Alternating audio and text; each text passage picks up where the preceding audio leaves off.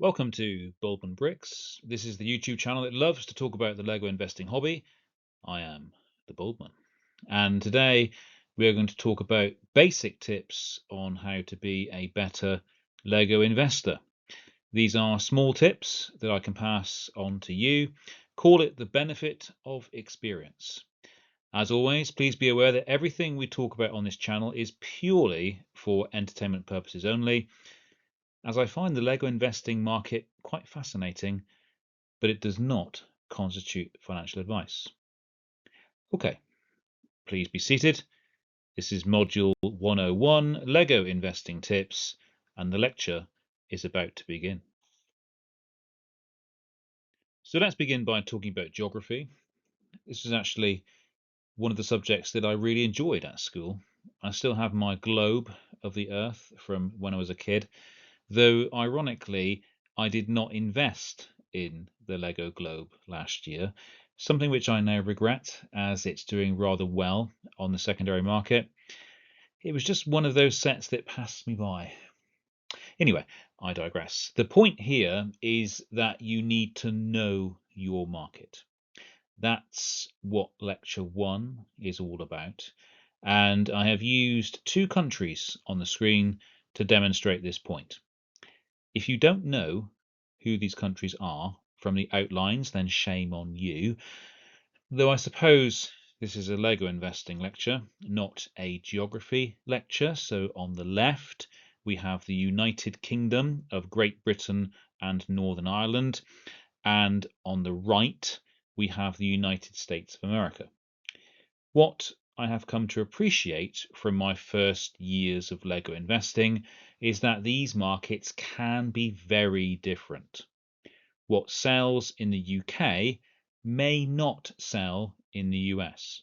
So if you are an American investor watching my videos, you may have recognized from my accent that I am not based in the US, and so it is important to do your own research on what sells locally. In a similar fashion, if you are based in the UK and enjoy watching Lego investing videos produced by content creators living in the States, then just be careful, as what sells well across the pond can be very different. And the same goes for the French market, the Dutch market, the German market, the Australian market, the Japanese market, and so on. Now, we should also talk about the impact of selling Lego in an urban market versus a rural market. You might not think that this has much of an impact, but the fact is that if you live in a very large city, then you have access to a far larger community of people than if you are living in a rural area. Consider the mega cities of the US like New York, Los Angeles, Chicago, etc. Lego investors and resellers who are living in those cities have access to a huge market of people, diversified between individuals of varying sociological backgrounds, which makes it easier to sell Lego in greater volumes. If you are living in a small town or village, then you have access to fewer people locally, and so a less diversified market, which impacts upon the scalability of your business and the range of consumers. So it's important to choose your selling platforms wisely. A large urban environment might lead you to make more use of Facebook Marketplace to sell, as you have access to a huge local community of Lego consumers. You may need to consider whether you want people coming to your home, however, so you could elect to arrange a local meeting place rather than giving out your home address. But the point here is that Facebook Marketplace may not work for those living in a more rural environment, as the distances to travel can be immense. Platforms such as eBay and Vinted are simple and allow you to sell your Lego sets to consumers across the country, or possibly even to consumers across the world. But then you could have selling fees, promotional listing fees to pay, issues of boxing up sets and shipping them, sets being damaged in transit, having to deal with returns, possibly even customs. There are lots to consider. But selling online and shipping sets opens up a far wider market if your local market is small or saturated with other sellers. Amazon can be a tricky platform as many Lego resellers have been gated, which means that they have been removed from the platform, but it is possible if your business is suitably scaled up, and the FBA, fulfilled by Amazon service, can make a huge difference in taking away the effort of packaging up all of your sales. Though there are fees involved, naturally, and you have to send all of your stock to Amazon, which provides an inherent risk in itself of damage, loss, etc. So the thought here is to try to match up the selling platform with the market that you are targeting, the size of your Lego business, and the fees that you are willing to pay.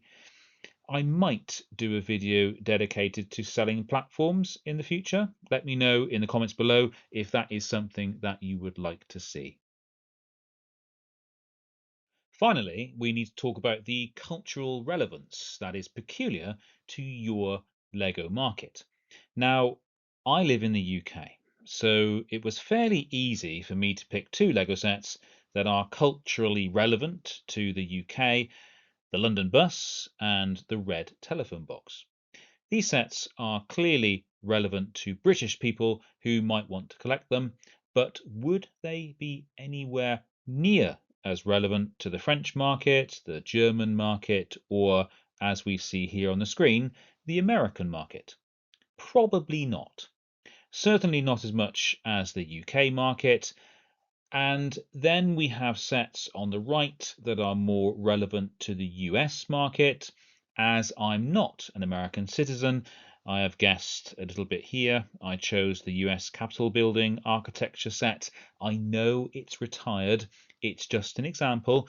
And the Nike Slam Dunk set, which is still available at the time of recording this video.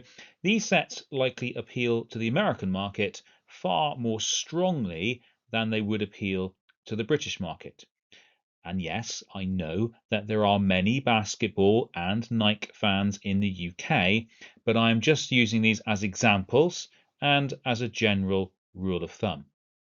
The key is to find sets that appeal to your market specifically and to complement those with the sets that sit in the center of the Venn diagram on the screen. These are Lego sets that have universal appeal. I've chosen two architecture sets here again, London and New York, as often these sets have universal appeal to people of all nationalities, as those who have visited these cities as tourists want a memento of their trip. And what better way to celebrate a city break than returning to build a Lego architecture set, or possibly one of the Lego postcard sets? These sets continue to confound a lot of Lego investors by doing quite well. I don't actually think this is a massive surprise, as you will always have demand for such sets where tourism exists. So, to conclude our lecture, it is important to consider geography, the state of the region where you live, the selling platforms available, and the cultural relevance of these sets to really get to know your own Lego market.